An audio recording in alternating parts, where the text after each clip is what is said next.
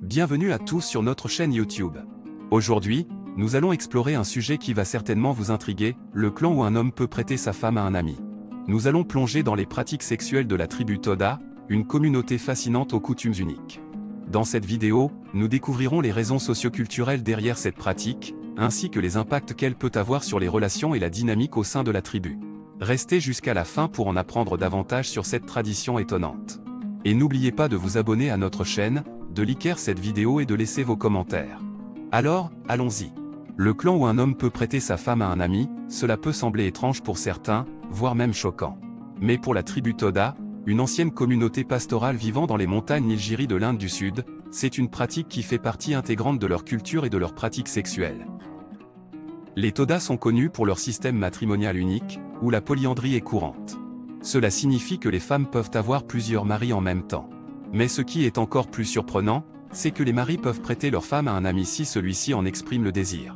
Cela peut sembler difficile à comprendre pour certains, mais pour les Toda, cela fait partie de leur vision de la sexualité et des relations interpersonnelles.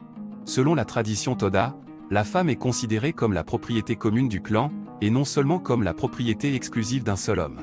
Cela implique que la femme a le droit d'avoir des relations sexuelles avec d'autres hommes, avec le consentement de son mari. Cette pratique est considérée comme un moyen de renforcer les liens sociaux et de maintenir l'harmonie au sein de la communauté. La tribu Toda accorde une grande importance à la solidarité et à l'égalité entre les membres. En prêtant sa femme à un ami, un homme témoigne de sa confiance envers son ami et renforce ainsi leur relation. Cela peut sembler difficile à comprendre pour ceux qui sont habitués à des normes et des valeurs différentes, mais pour les Toda, c'est une manifestation de leur culture et de leur identité collective. Les pratiques sexuelles des Toda ne se limitent pas à la polyandrie et auprès de la femme. Ils ont également des rituels et des cérémonies spécifiques liées à la sexualité. Par exemple, lorsqu'un couple se marie, ils doivent passer par un rituel appelé sororat, où le mari a des relations sexuelles avec les sœurs de sa femme. Cette pratique est considérée comme un moyen de renforcer les liens familiaux et d'assurer la continuité de la lignée. Il est important de noter que les pratiques sexuelles des Toda sont étroitement liées à leur contexte culturel et à leur vision du monde. Elles ne peuvent pas être jugées ou évaluées selon les normes occidentales ou les valeurs dominantes.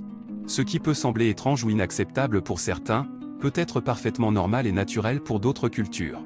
Les pratiques sexuelles des Toda sont un exemple fascinant de la diversité des comportements sexuels à travers le monde.